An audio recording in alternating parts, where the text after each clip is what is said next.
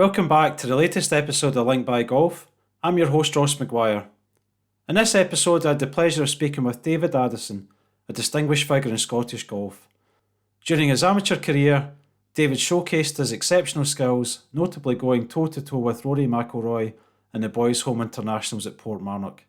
And he also played with this year's Ryder Cup captain Keegan while at college in America. Transitioning from player to leader, David has made significant contributions off the course. He currently serves as general manager of Kilmarnock Barassie Golf Club in Ayrshire, where his expertise has been instrumental in the club's development. Let's go over to David and hear more from him about his life and golfing journeys.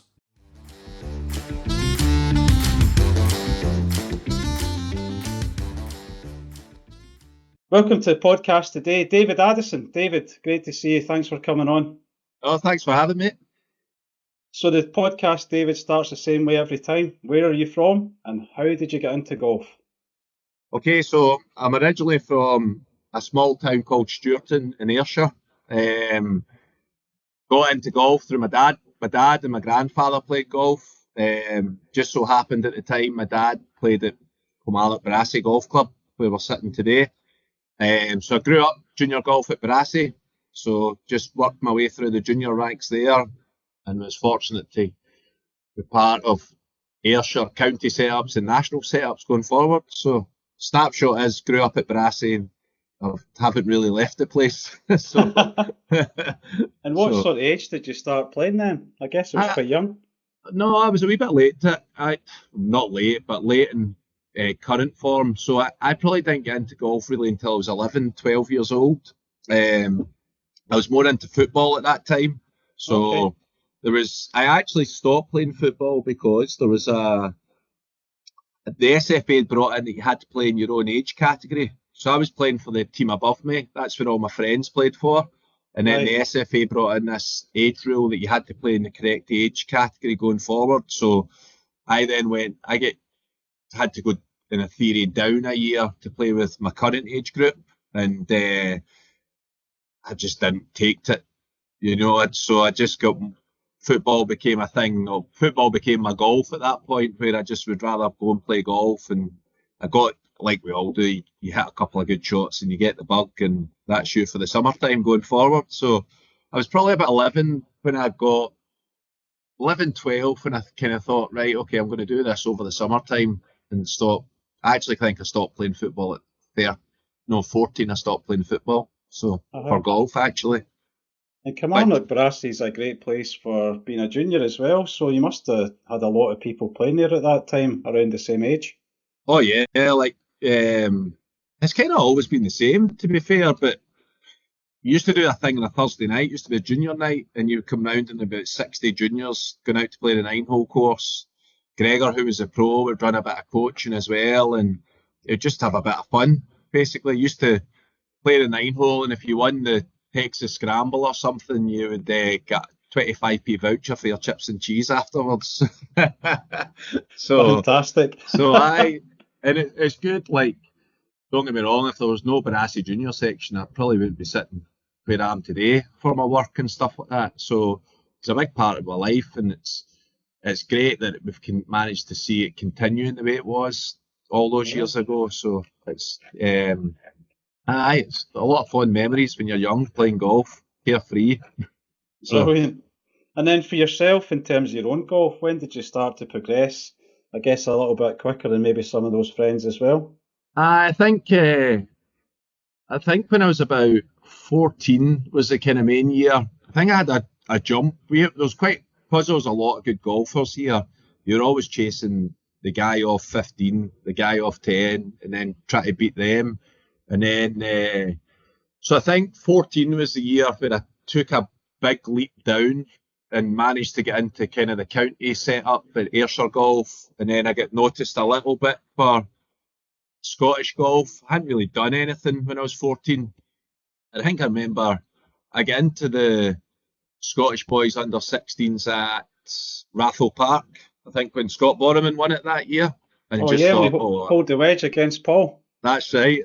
So I remember being in the clubhouse when he done it. I thought, that's it. Never going to be that good. That's amazing to do something like that. So, and then came down the road and I don't know, I never even thought about getting my handicap down. It just happened, your pals would be down the practice ground hitting balls, you just follow them down, and then all of a sudden my handicap just get tumbling down. So you used to have a thing when we were juniors. It's a bit more relaxed now, but if your handicap got to 6 or below at the club, you could play in the adult medals. So that was a big thing for us when we were younger. So I think that year, turning 15, I dropped down to the scratch at one point. And then that's when I had a bit of a golden spell when played at Helensburgh in the under-16s, Scottish boys, and won that. And then Prestwick had the under-18s championship where Lloyd Saltman won the Scottish boys, but I think I finished maybe 5th in that and won the under-16 section for that side. And Fantastic. then I can't remember who it was. Some guy said, you might get a call up for Scotland here, and I had no clue what he was talking about. I was like, what do you mean? Really? He said, you do this home internationals thing, So I was like, all right, cool. Sure. And then, did you think I'll get into that? And he says, well, we've kind of done well the last couple of months. So plugged away, and all of a sudden the letter pops through to get in a bus and go down to Royal St David's and play in the Scotland team, which was unreal. So it was about that age. 15, 16 was a bit of a golden era for me. So sadly that was about the only thing I won was the under 16s, but I think I kind of managed to keep my name up towards the top of the leaderboard. But it was an exciting time. To be fair, I did have very, very good competition. You had Scott Henry, who was a world beater as a juniors. Paul O'Hara was a world beater. You had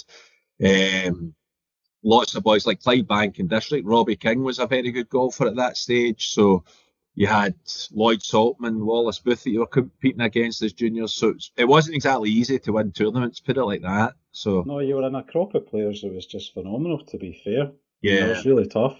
Yeah, Scott Borman as well. He was always at the top of the tree. Guy Ewan Paulson. There's so many you could name that, and you probably upset folk by leaving them out, basically.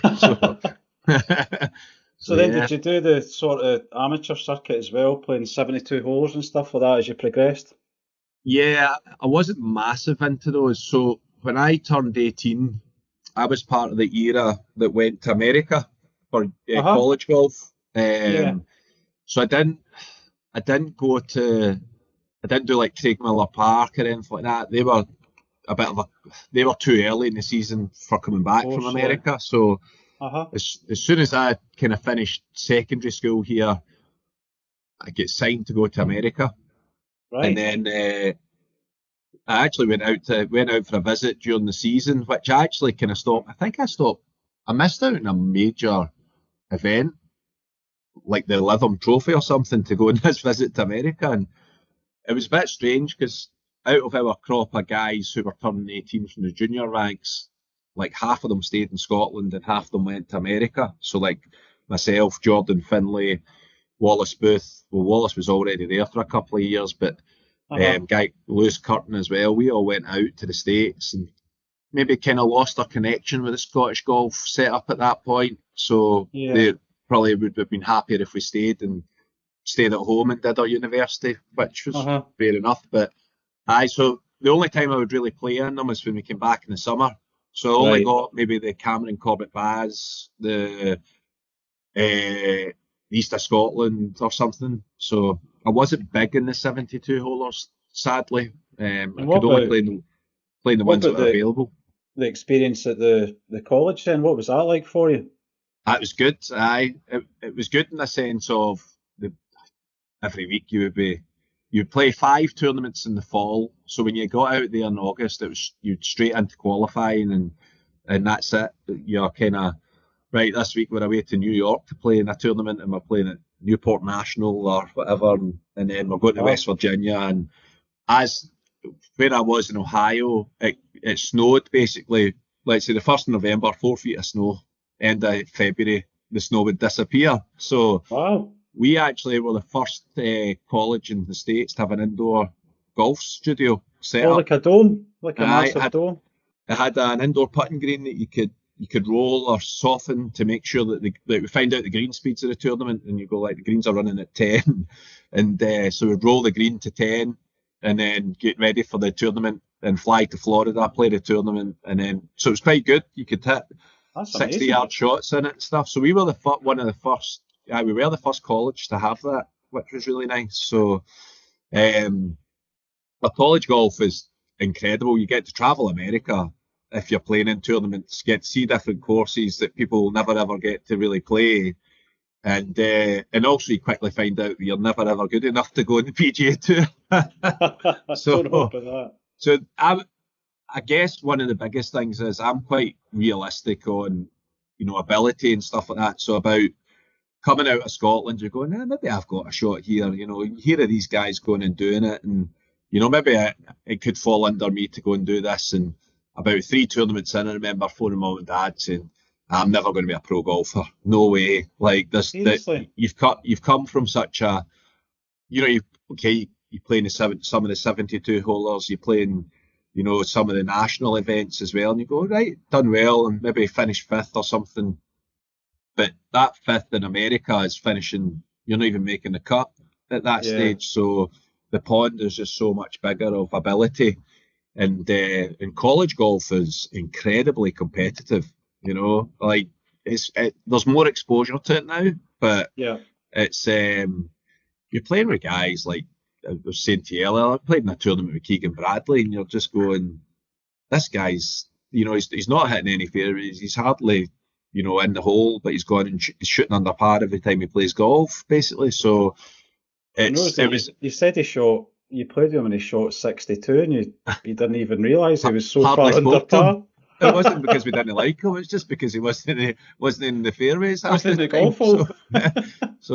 But I think probably about at the end of the first semester, so the fall season there, I think I remember that was the season over. We get a couple of months to you finish up your classes and then come home for the winter for a couple of months. And I remember saying to a few guys down here, I said, I'm never going to turn pro to play. Like, I think I'm just going to view this as a great experience, do 4 years out there, try and do as well as I can. But if you're asking me where I'm going to get funding for to go and try and do Q school, I just don't think that's the life for me. So it's quite early on, and going to America, that was just like, I'm not doing it. I'm not going through the stress and of doing it. And, not to say that I didn't want to do it. I think I just thought I could do better things with my life, if you know what I mean. And I totally respect to the people who've gone to do it because, they've taken a shot at it. But I just think I don't think I would have enjoyed the States as much if I thought I was going to try and turn pro at the end of it. So by realising early on I'm never going to make it. Almost a stress against yourself that you're continually disappointing yourself as well. Well, that was it. I think I just relaxed a lot more and started. My form dipped year 2. I didn't play well at all, and but I was enjoying it. And I thought, imagine if I was thinking I was going to turn pro off of this, and I'd have been stressed out of my box basically. So, and then you're so 3, far away, right? I mean, you're thousands of miles away from home. I started playing better golf. Year 4, I played really well, and but again, year 4, I remember a coach, a guy Nick Goats, basically saying, "You're going to turn pro?" And I said, "No, I'm going home. I'm going home. I'm going to actually turn pro and become an assistant pro. So totally live a different lifestyle to this." And he said, "No, that's good. Like, it's good that you've experienced it. It's good that you've learned quickly, and But we had a couple of guys. So my roommate Von Snyder, it's a bit of an American name there, but Von was a good golfer, but no thoughts of turning pro. And Von qualified for the US Open at Bethpage Black. I remember sitting one night, and he texted me. Well, we didn't have text. We had when Facebook was becoming quite big. Facebook made message me. He said, "If you're watching the US Open from Scotland, go to the bottom of the leaderboard and have a look up on it." I said, "No way you did that." He said, He did the qualifying. He shot stupid scores to qualify for the US Open and then played in it. And you're just like, wow. Goodness.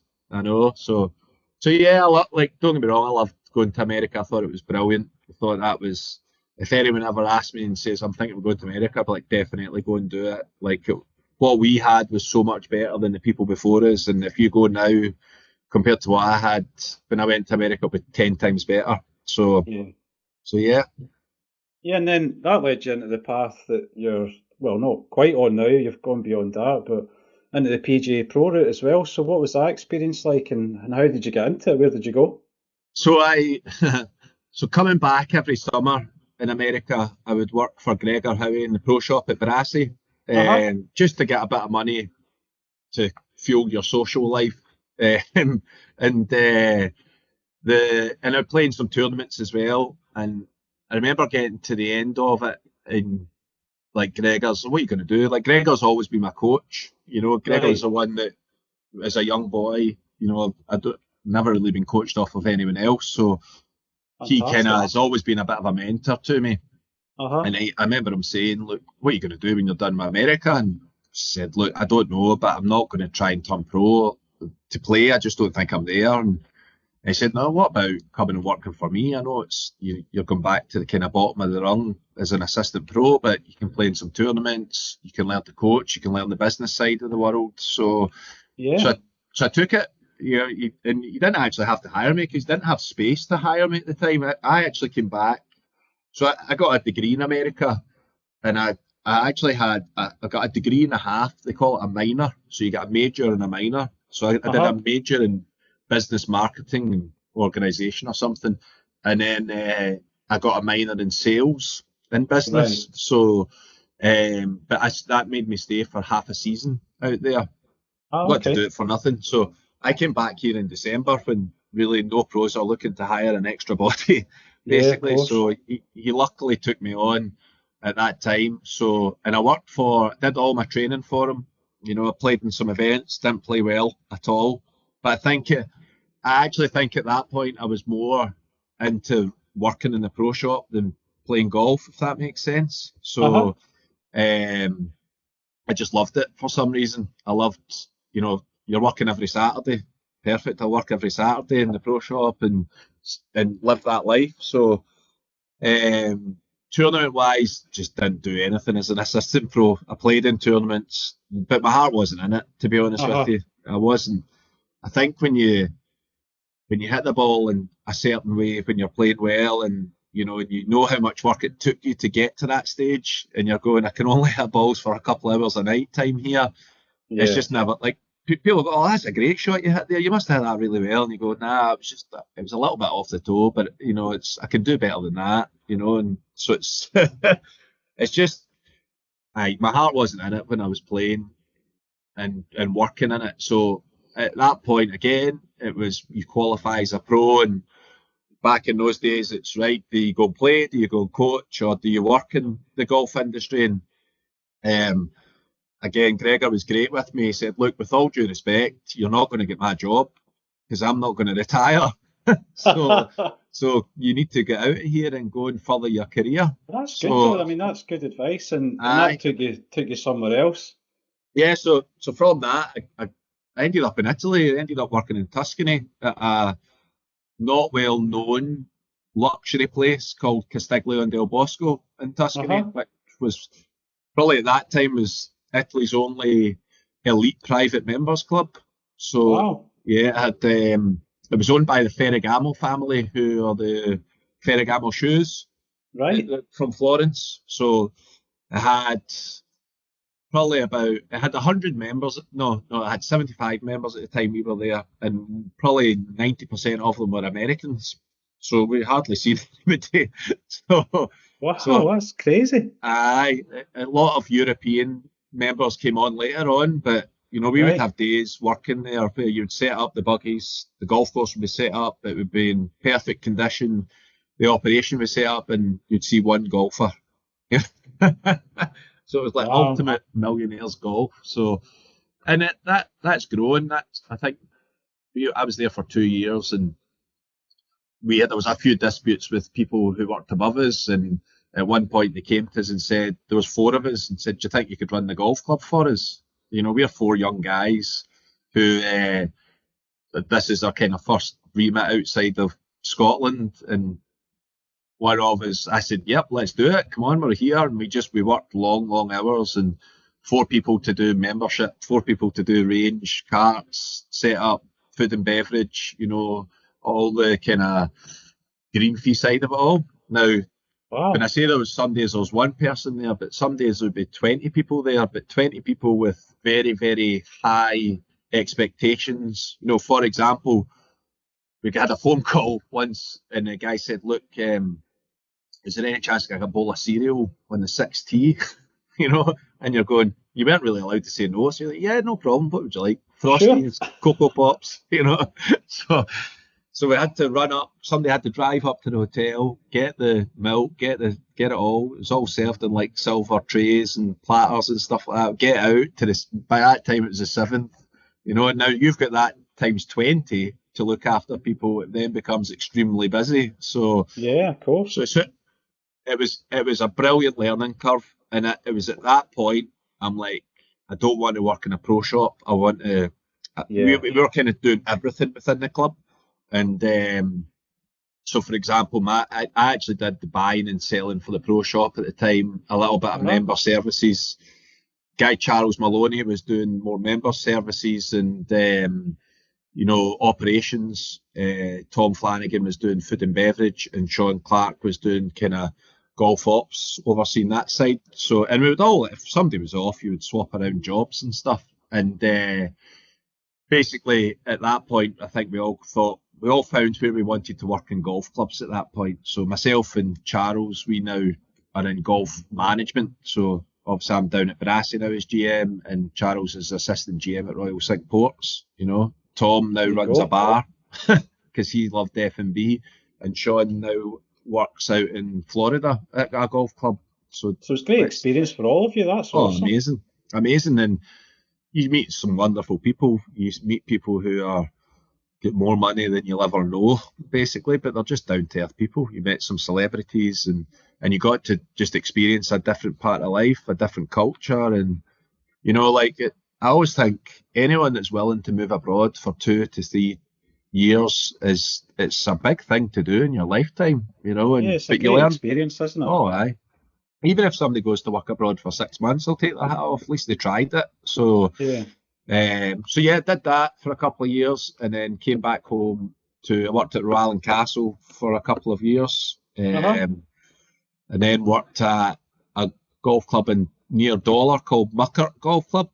Played it. I played very badly. It's got great rough, that golf course. Yeah, do you know what? I loved it. It's a beautiful place. I always say if Barassie never came up, I would still be here. I would still be working at Muckert, because it's just the membership, the club had been through a very tough time, so they were on a bit of a rebuild. But everything was, we've got to watch that we spend this £500 wisely, kind of thing, and it was really good. And when you're working in a club that operates like that, it definitely set the foundation for my mentality coming into Barassie, if that makes sense. So, and then when I was working at Muckert, the job at Barassie came up, and that very tough. To come home. Aye, that was it. So luckily got the job at Barassie, and I've been here since. This will be my 6th year now. Yeah, so, and I'd love you to talk a little bit about Barassie as a golf course, and what it's got, and there's a great picture behind you. I'll get to that later, but just tell the listeners a little bit about Kilmarnock Barassie as a place. As a place, because I've grown up at it, you're quite passionate about it, if you know what I mean. It's your home away from home that's given you your career, so to speak. So as a club, we're a private members club, but we take visitors as well. So we've got 27 holes, which is a big asset to us. So for those 27 holes, we have about, all in, through all the memberships, including social, we've got 1,300 members. So wow, that's huge. Yeah, it's big. On top of that, we've got a playing waiting list of about 120. And then we've got a non-playing waiting list of 70 at the moment. So, my goodness, that's great to hear. Yeah, so we're doing well. It wasn't all like that. We've luckily, the club made a big change back in 2016 to change the governance of the club, where you have a business council. to look over kind of strategy, and then you have the captain's committee to look over golf and social aspects. So Okay. largely due to that change, it's enabled us to make a lot of changes how we operate the club. So in the last 5 years, we've taken our food and beverage in-house as opposed to franchise, and we seem to be very happy with what we're doing there.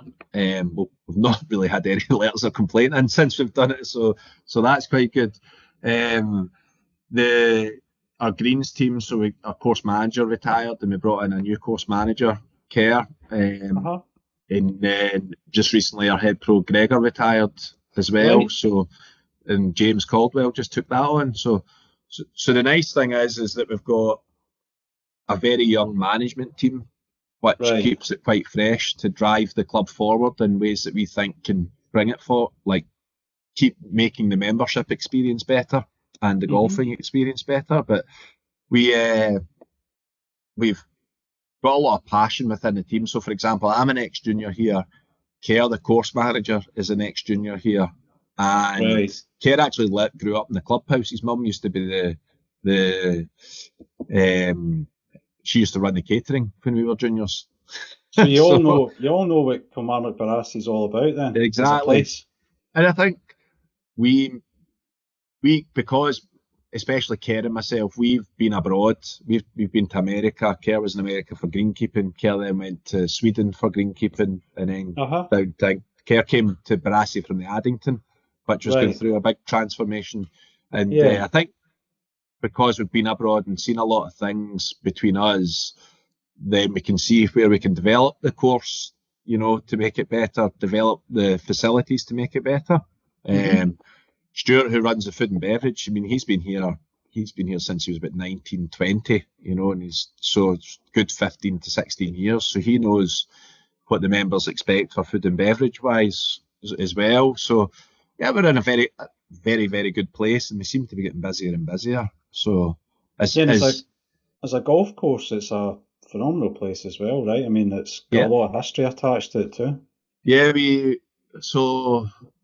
almost every year since I've been here, we've held an R&A championship, and that's a little bit delayed due to COVID. So we held the women's AM with the Louise Duncan one, just coming out of COVID. We held we're on the open qualifying rota. So I was going to say, are you still on that? Because there was always one before, wasn't it? Yeah, so we are regional qualifying now. So we've got the first stage, basically. I actually met a few of my old golfing friends there. So like Scott Henry was trying to qualify last year. So I'm going, what are you doing here? You should be playing in the full thing, So it's a 4-year cycle for that. So this year there'll be our 3rd year hosting open qualifying. So we'll get this year and next year. Fantastic. Last year the Open was at Troon, obviously, and we held the R&A Junior Open for them as well. So the Monday, Tuesday, Wednesday of the Open week. So it's almost like every year, right? What's the event this year? Okay, we'll just do that, get it done, do it right, and move on. So we put a championship board in the first tee, and it was really good because when I started here, I felt we hid our history away, so to speak. So we're up in the loft and we're pulling old things down, like, oh, there's the start sheet for the 19-something such open qualifying. You're going, geez, 30 shot the course record. Everybody else is playing in that, and you're going, but this is all hidden up in the loft. So yeah, we did that. We put all the championships up on the board, and you're going, wow, I forgot we held that, So like it's when interesting. I was listening to, I think it's called the 1457 podcast, which is really good. And Martin Dempster was on it the other day, and I'm sure it was him. He was talking about just the history that's in golf clubhouses. Nuts. The people have got no idea. You could spend hours and hours just reading through who's been there, who's played there. Oh yeah, it's incredible. Like when I worked for Greg on the shop, we held open qualifying, and Athelbal had just missed the chance, and I want to say it was like the BMW or something. There was something down in England, and he had to fly up last minute to qualify with us because he missed his last chance doing it through the tour. And I can't remember who was running the event from the R&A came in and said, that's it, no one else on the golf course now. We're closing it for prep for tomorrow. So that's the practice rounds done. And we're like, okay, and an hour later, Lathabal walked in. He says, I'm just going out to play a practice round. And I remember Gregor and I looking at one another. I says, you going to tell him, or am I going to tell him that he can't play? So Gregor says, I'll do it. So he's like, he can't play. It's all closed off. And he was the nicest guy in the world. He said, you don't mind if I just leave my clubs then? I'll go and walk. And if you want to come and walk with me and tell me where to hit it or not, No problem, like, sir. We're like, no, we're not coming. Oh, So seriously, you forget, like, there's a Lathabal. We had Seve here. So the Junior Open that the RNA do used to be the players' sons and daughters would play in it. So we had like Marco Mira, Cabrera, Seve playing it back in the day. So we've had we held one that was really cool, and they don't do it anymore. It's called the European Youths Championship. Yeah. And the Scotland team had like Jack Doherty, Barry Crawford, David Ingles played in that. Barry Hume played, not Barry Crawford, Barry Hume played in it. So Helicopter Hume, we called him that week because those clubs. Gregor's trolleys kept coming in with one wheel on them. So, but we had in that, I think Luke Donald played for England, Graham McDowell played for Ireland. It's amazing the people that have come and played the golf course and we don't talk about it, So, like Rory's played here, John Rams played here in the British Boys. Who else? The guy that probably won the British Boys. Oh, what's his name? He now plays in Live Golf from Spain. It'll come to me now. Oh, what's his name? Adrian Otegi. Oh, yeah, Otegi, yeah. So, as a club, we never really celebrated this, to be honest with you. We never celebrated that we've had all these fantastic golfers come and play. And, my kind of goal was, look, we need to start flexing our muscles a little bit here. I always felt that the courses have always been good, but if we just flexed our muscles in the golfing market a little bit, people might see us a little bit more. We might get more people to come and enjoy the golf course and talk about Barassie and the way we think it should be talked about. So it's really interesting. Maybe I'm going to make a guess here. Maybe your time in America's given you that thought pattern as well, that you got to shout a little bit more about what we've got in Scotland. Oh, definitely. But that's Scots. Normal Scot. We're not like that. When you hear that in America, you go, oh, that's a bit cringe, But yeah, I think golf comes up. David, even for me, I mean, I've not been at a great level of playing, but I've been able to play in Scottish championships around, Carnoustie. I've been down to Turnberry, you played the Ailsa, you've played all these places, and you're like, oh, I just played the old course the other day. As you do, right? And the guests that come over from other parts of the world, they're like, wow, my God, you've played there. And you're like, yeah, I paid like 60 quid for the tournament entry, got a couple of practice rounds. I know. That's it. That's right. But the problem is we probably only played a couple of rounds. Most people play them all the way to the final, but we've probably played the practice round one or two. Definitely one round. One round only and out. I know. I remember playing Old Prestwick going, I got a good chance here. I always play well around Old Prestwick. And I get Kevin McAlpine, who was in unbelievable form, just going, all right, well, I bet, Gregor, I can work on Tuesday then, because I'll be out Monday. I'll get the buggies set up for you Tuesday morning. That's it. Just put me in the Tuesday morning shift. That'll do. So, but yeah, you're right. I think it's got better over the last maybe 4 or 5 years, especially in Scotland. There's a big demand for especially Americans to come to Scotland, especially St Andrews. So I think everywhere else is starting to shout about themselves a bit more, which deservedly so. There's so many good golf courses in Scotland, and you look at our area, you can pretty much not leave a golf course and play Glasgow Gales all the way down to Prestwick, Old Prestwick, or if you really stretch it down to Prestwick St Nicholas, and you played 13 golf courses. I know. I've never played. Unfortunately, I've never played Barassie, but never played Troon, but I've played the other two courses in Troon, Lochgreen and Darley, and they're magic. They're great fun. Aye. Brilliant. Absolutely brilliant fun to play. Well, we need to get you down to Barassie, and we'll tick that one off the list for you. So. Oh, I can definitely help with that. But in terms of other history for Barassie, from a playing point of view, you mentioned all the players that have come, but there's been some amazing players out of Barassie, and I see a couple of them behind you there. Mm-hmm. Jim Milligan and Gordon Sherry, Jack McDonald, Ewan Walker. I mean, 4 Walker Cup players, that's phenomenal. Yeah, so we tried, we had our room, well, we actually, it was 2 rooms, it's now made into one, but it was kind of like just a golf club front room, you know, just put the visitors in there and that's it kind of thing. So yeah, coming out of COVID, when restrictions have been a bit more relaxed, the club were saying, look, you really need to celebrate these guys a bit more because it's a big talking point, you know. So really? During COVID, we created this room called the Walker Cup Players Lounge. We spoke to the R&A about it. We can't call it the Walker Cup Lounge because it's not the Walker Cup's lounge, if that makes sense. Right. So, okay. But we spoke to, obviously, I'm pretty sure we are now tied in the modern era, the most represented club for GB&I in the Walker Cup. There's another one in England, the likes of Stiggy Hodgson and a few others played from. But so we've got Barassie is represented in the Walker Cup for GB&I 5 times. So Jim Milligan played in it twice. He was actually first reserve in the one in 1987, but he played in Peachtree in 1989. And the picture behind me, see, that's Jim chipping in at the 17th. Basically, they say that to win the Walker Cup for the first time in American soil. That's what I was going to say. That's what he was famous for, right? I think it's always in the opening credits as well, which is really cool. Then Gordon Sherry, I'm pretty sure a lot of golfers know about Gordon Sherry and how successful he was as an amateur. So Gordon was, he played in 95 and Woods played in that one. That's right, and then Jack McDonald played at Lytham as well, and Bryson played in that one. So, and then Ewan played at Liverpool. There's no major winners out of that yet, but I'm pretty sure there will be coming soon. But the beauty about all 4 of these guys is they were all junior members of the club.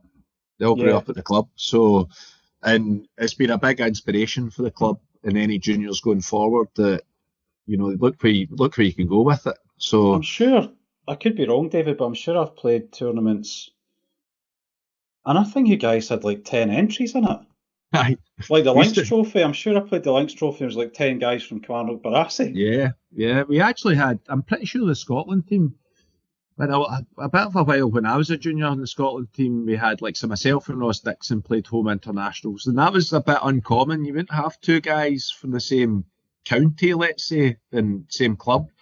And then towards the end, Stephen McHugh, myself and Robert McKnight played boys golf for Scotland, and I think we went to, I'm pretty sure we might have played in the boys Europeans together in Finland. It was only, what, a 6-man team? Aye. So it used to be a bit of a joke that if you played at Barassie, you would play in like the Scotland setup, but it wasn't because of obviously playing at Barassie. It was because of how the club looked after juniors and how the club developed juniors and how the club let us free rein to do what we wanted, if that makes sense. So, but it obviously creates, whatever we do, we must be doing something right, because like I've mentioned, the guys like playing in the Walker Cup, like Jim still plays every Saturday with his pals down here. Gordon, he lives in Helensburgh now, but he'll be down probably once a month. Down? Yeah, still that's comes great, down. That's nice. Jack and Ewan, there's Ewan just walking literally by the window at the moment, in between his tournament schedule, and Jack's down quite a lot as well. So they're still here and about, you know. And it's a great inspiration for people to come, and if that's what you want to do, look, Barassie has, I guess, been a big part of their journey to get there, you know. But you're right, like it filters down. We've had a lot of boys who've represented the club in national championships, but it's funny because we've always said this: the goal is not to produce pros in our junior section. The goal is just that they get involved in golf, and we all know that they take a dip when they go to universities and get jobs, and that's it. But the goal is that, see, when they get back into golf, they go and join a club. If it's Barassie, fantastic. But if they go and join a club near where they work and play golf, that's us. We have done our bit in golf for the golfing community, and that's always been the attitude. So it's a great attitude to have, David. A brilliant attitude. I'm pleased to say that it's good. Like we've got a brilliant junior set up again. The junior convener's been excellent with it, and James and Gregor retired at the end of this year, and James has kind of continued on what Gregor's ethos was with it all. But we had a junior information thing on Sunday there, and there's 60 folk turned up to it. They're going, That's great. Where are we going to fit all these people when they come down on a Thursday night again for their coaching and to play in the juniors? So, but it's really healthy. It's really healthy. So I think, as I was saying, the change in the club, probably back to change how the club runs itself by the members, they are now more taking on what the management teams are saying to them. Let's go and develop this. Let's go and try and develop this. And I think it's more, they're happy to, they're going, well, we employ you guys as experts in your field to keep developing the place. So keep at it, and we'll support you if we think it's right. So it's actually it's a really fresh club to be a part of, which is quite strange, even though it's been around since 1887. So Yeah. So it's really it's just very refreshing. You know, you're not coming into Barassie in your morning and going, up, it's going to be the same thing today. Here we go, so to speak. So, so yeah. Brilliant. So listen, we'll do a couple of rapid fire questions. All right. Favorite golf course, David? Le Bord in France. Le Bord? Never heard of that. Yeah, we played boys quadrangular there. Right. Witness Scott Henry played the best golf I've ever seen anyone play golf round there. So there's one for you. Le Bord in France, hands down. And I was going to say then, other than Keegan Bradley in his youth, the best golfer you've ever played with? McIlroy. So That's an interesting player to have played with. Any stories with that one?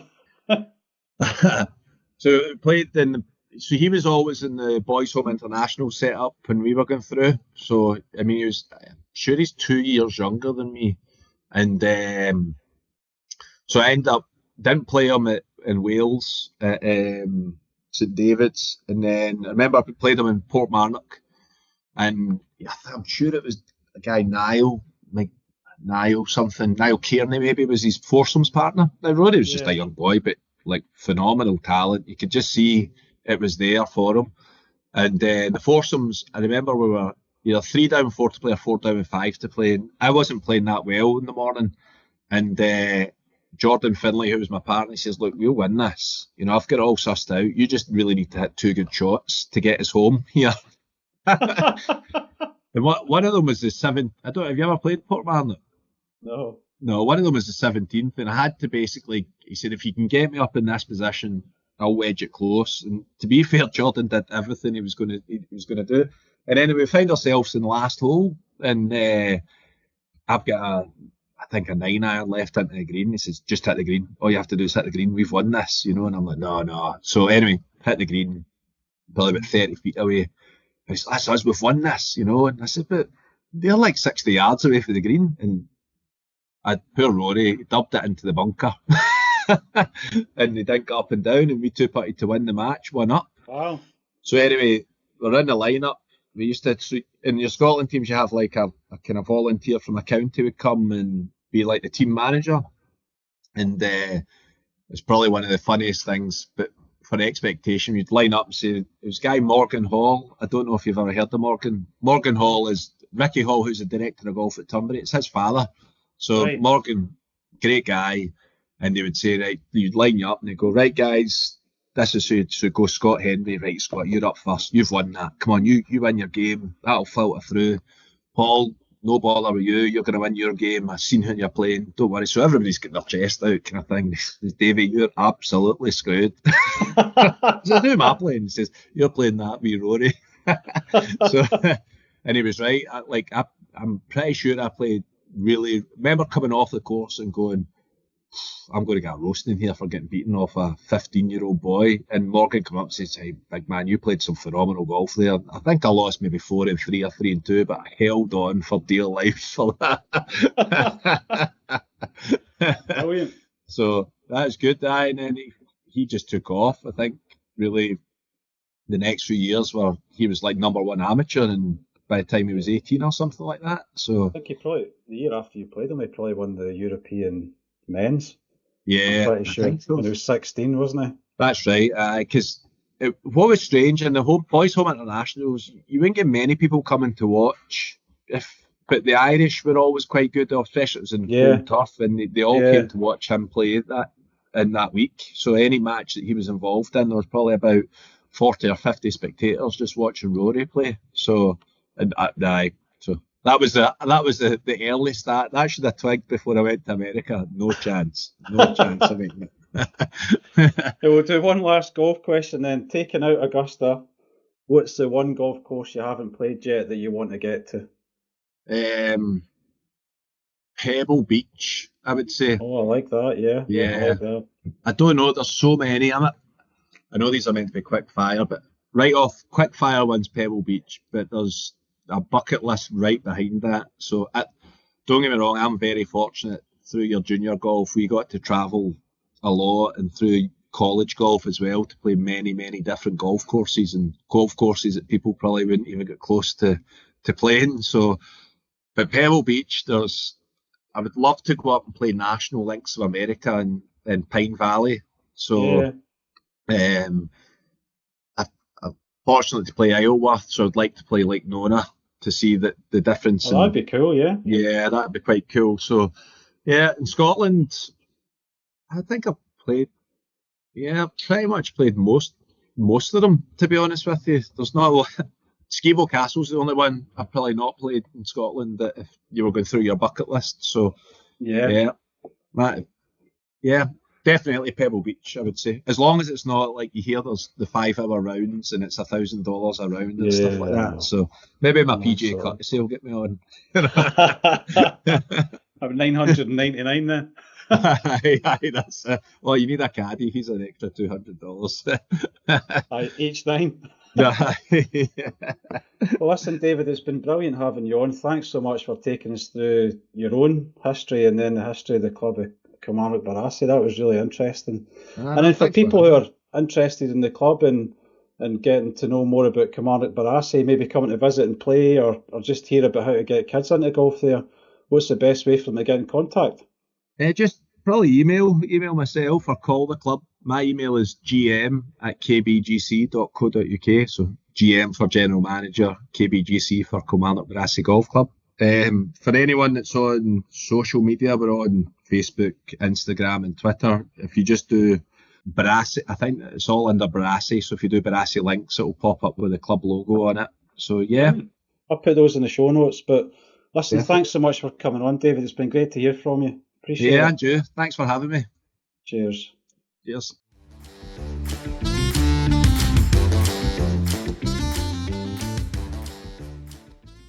Thanks for listening, everyone. I hope you enjoyed the conversation with David Addison.